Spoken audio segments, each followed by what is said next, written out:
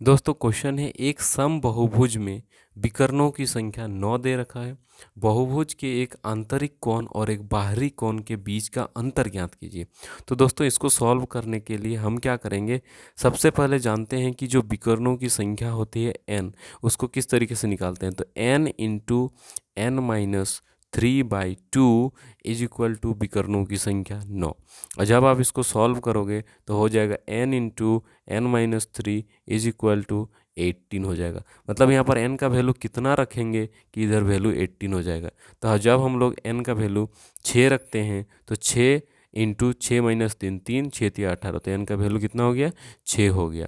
अब देखिए दोस्तों, जो n का वैल्यू 6 हो गया, इसका मतलब n भुजा वाला ये क्या हो गया, बहुभुज हो गया। n भुजा वाला क्या हो गया, बहुभुज हो गया। तो अब आंतरिक कोणों का योग क्या होता है, आंतरिक कोणों का योग, आंतरिक कोणों का योग कितना हो जाएगा, उसके लिए फॉर्मूला होता है n माइनस 2 इंटू 180। और n का वैल्यू कितना है यहाँ दोस्तों, 6 है। तो 6 माइनस 2 इंटू 180, तो 4 इंटू 180, 4 8 जा 32, 32 का 2 कैरी 3 7, मतलब 720 जो हो गया इसका सभी आंतरिक कोणों का योग।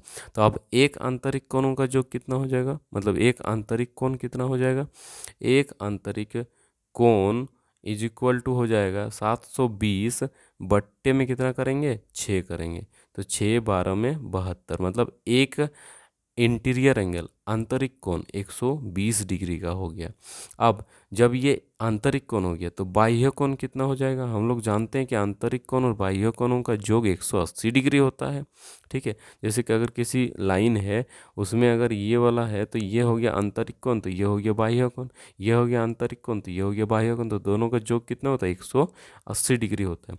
तो 180 से माइनस करेंगे तो ये बाह्य कोण कितना हो जाएगा, 60 हो जाएगा, एक बाह्य कोण। ठीक है, अब देखिए इन दोनों का अंतर, इन दोनों का अंतर कितना हो जाएगा, इन दोनों का अंतर हो जाएगा 60 डिग्री। तो इसका सही जवाब है 60। Thank you so much.